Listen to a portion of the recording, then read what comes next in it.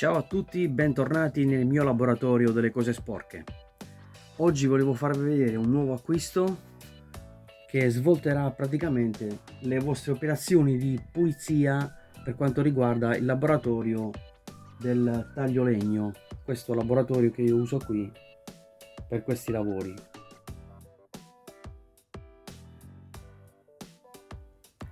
E si tratta di questo filtro ciclonico separatore che serve a preservare praticamente la pulizia del filtro del nostro aspirapolvere.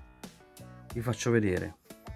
La parte superiore è connessa al mio piccolo aspirapolvere, mentre quest'altra bocchetta di entrata è quella che va al bocchettone di ingresso dell'aria e della polvere. In questa maniera verrà filtrata la segatura, entrerà in questo vortice e finirà nel secchio, preservando l'aspirapolvere. Infatti adesso faremo una prova pratica e vedremo come tutto questo mucchietto di polvere finirà nel secchio lasciando intatto l'aspirapolvere. E prima di acquistare questo filtro avevo seri problemi con l'aspirapolvere, perché si sporcava ogni 30 secondi, quindi dovevo continuamente smontare l'aspirapolvere per la sua pulizia, anche perché è un piccolissimo aspirapolvere molto vecchio che uso per queste cose. Adesso facciamo subito una prova pratica.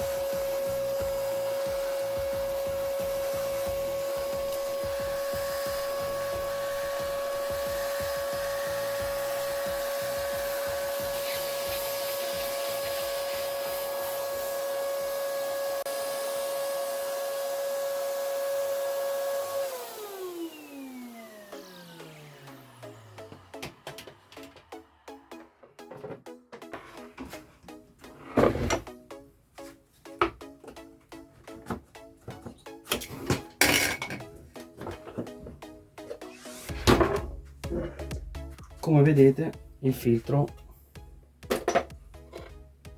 è pulitissimo.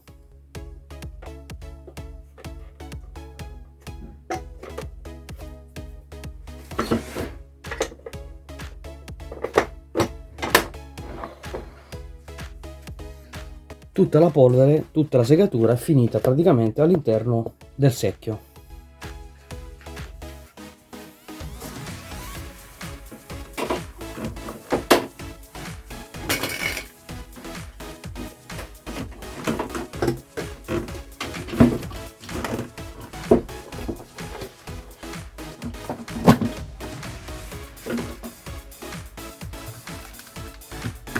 Eccola qua.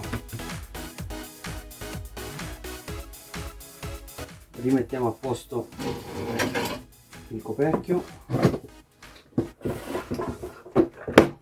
Come vedete ho usato un secchio riciclato, ma esistono anche dei secchi fatti apposta.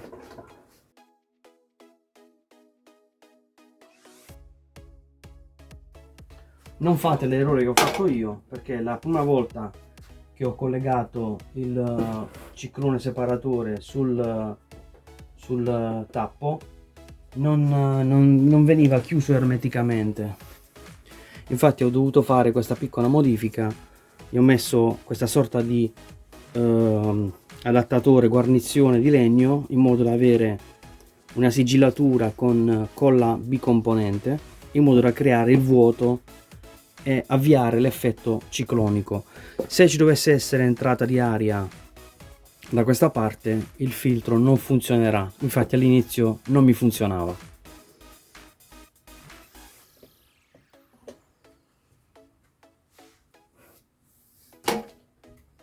il filtro vi arriva anche con una serie di boccole, queste, in modo da connettere diversi tipi di tubi.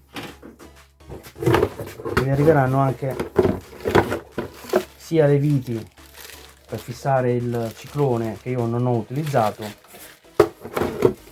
sia delle fascette che adattatori per tubi più piccoli, e le istruzioni. Ma in realtà, come avete visto, è veramente semplicissimo.